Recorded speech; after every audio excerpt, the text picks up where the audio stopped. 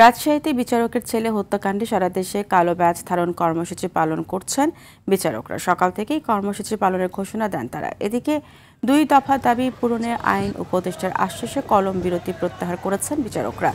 গত বৃহস্পতিবার বিকেল 4টার দিকে রাজশাহী মহানগর দায়রা জজ মোহাম্মদ আব্দুর রহমানের সরকারি বাসভবনে দুর্বৃত্তরা হামলা চালায়। এতে তার ছেলে তাওসিফ রহমান সুমন ছুরিকাঘাতে নিহত হন এবং তার স্ত্রী তাসনিম নেহার গুরুতর আহত অবস্থায় হাসপাতালে চিকিৎসাধীন আছেন। এই ঘটনায় গ্রেফতার একজনকে রিমান্ডে জিজ্ঞাসাবাদ করছে পুলিশ।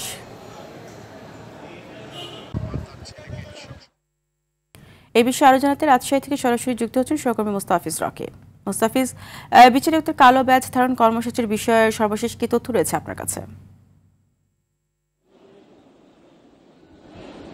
ফারিয়া, সকাল থেকেই রাজশাহীর আদালতে বিচারকরা ইজলাসে উঠেছেন কালো ব্যাজ ধারণ করে। এরপরই কিন্তু তারা যে বিচার যে কার্যক্রম সেটি কিন্তু শুরু করেছিলেন।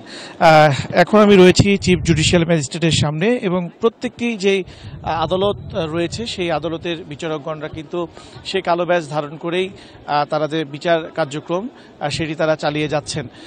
এর আগে আপনি জানেন যে গতকাল শনিবার যিনি আইন উপদেষ্টা রয়েছেন তার সাথে যে বিচারকদের যে সংগঠন রয়েছে বাংলাদেশ জুডিশিয়াল সার্ভিস অ্যাসোসিয়েশন, তাদের পক্ষ থেকে 2টি দাবি করা হয়। প্রথম দাবিটি হচ্ছে যে সমস্ত দেশের আদালত প্রাঙ্গণ রয়েছে সেগুলোতে বিচারকদের নিরাপত্তা ব্যবস্থা জোরদার করা, পাশাপাশি তারা বলছেন যে বিচারকদের যে বাসস্থান, পাশাপাশি তারা যাতায়াতের যে ক্ষেত্রগুলো থাকে সেগুলোতেও কিন্তু তারা নিরাপত্তা বাহিনী তারা কিন্তু আসলে তাদের জন্য মোতায়েনের দাবি জানিয়েছেন।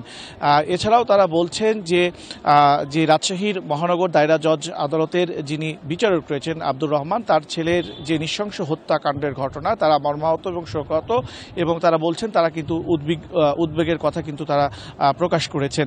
এবং এই নিয়ে কিন্তু এটি সারা দেশে কিন্তু আপনি জানেন যে বেশ আলোচনা কিন্তু কেন্দ্রবিন্দুতে পরিণত হয়েছে, এবং বিচারকদের পক্ষ থেকেও কিন্তু আসলে তারা বলছেন যে বিচারকরা যেহেতু রাষ্ট্রের গুরুত্বপূর্ণ এই বিচারিক কার্যক্রমে নিয়োজিত থাকেন সেক্ষেত্রে তাদের যে নিরাপত্তা সেটি কিন্তু তারা আসলে দাবি জানাচ্ছেন। এবং আজকে আমরা যতটুকু আসলে জানতে পেরেছি যে দেশের যে সমস্ত আদালতগুলো রয়েছে সে সমস্ত আদালতের প্রাঙ্গণে কিন্তু বিশেষ করে যে জজের ছেলে হত্যাকাণ্ডের শিকার হয়েছেন তার আত্মার মাগফিরাত কামনা করে কিন্তু আসলে দোয়া মাহফিলের আয়োজন করার কথা রয়েছে। তো ফারিয়া, এই ছিল আমার কাছে রাজশাহীর আদালত থেকে সর্বশেষ। মুস্তাফিজ, আপনাকে ধন্যবাদ।